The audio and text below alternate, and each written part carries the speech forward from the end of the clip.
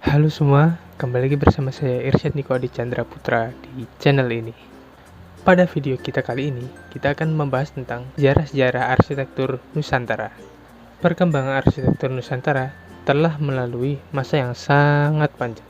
Setiap era melahirkan gaya arsitektur tersendiri yang sangat spesifik dengan membawa ciri khas dan keunikan sesuai tren dan pengaruh pada di zaman tersebut. Adapun urutan-urutan perkembangan dan sejarah arsitektur Nusantara.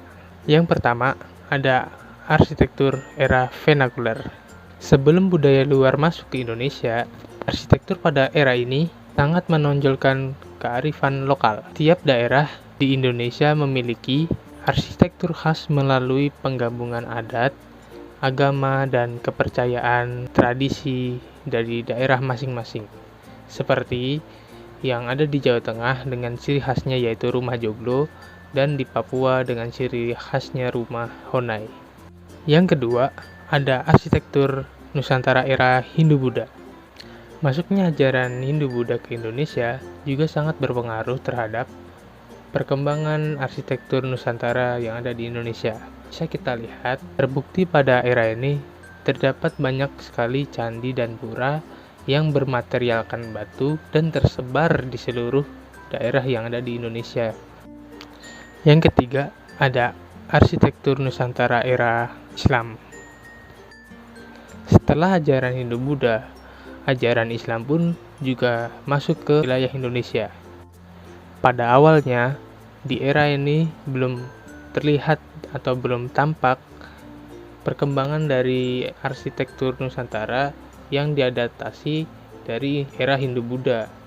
Contohnya, masih banyak ditemukan masjid-masjid kuno yang bermaterialkan batu dan diadopsi dari arsitektur Hindu-Buddha.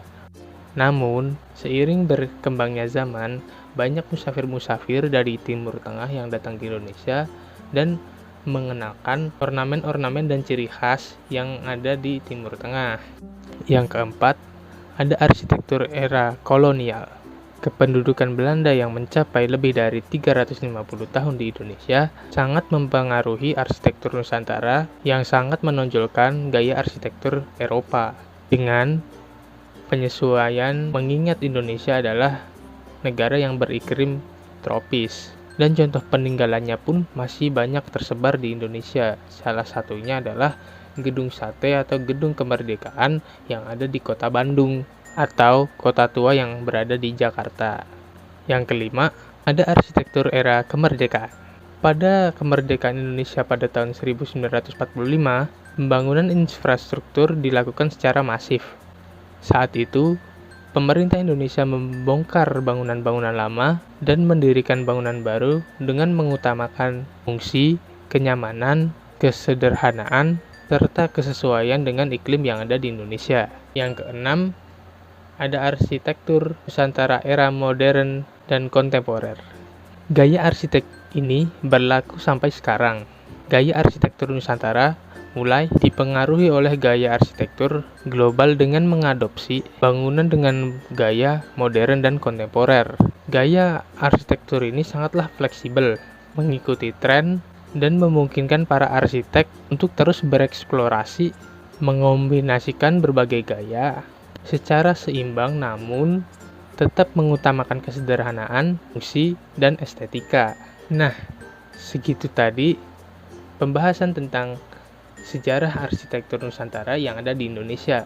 Jika video ini bermanfaat dan bisa menambah pengetahuan kalian, jangan lupa untuk klik tombol subscribe yang ada di bawah, klik tombol like, dan share ke teman-teman kalian supaya saya lebih rajin untuk mengupload video-video tentang arsitektur yang lain. Dan pembahasan pada video kali ini dan semoga bermanfaat untuk kalian semua, and see you in the next video.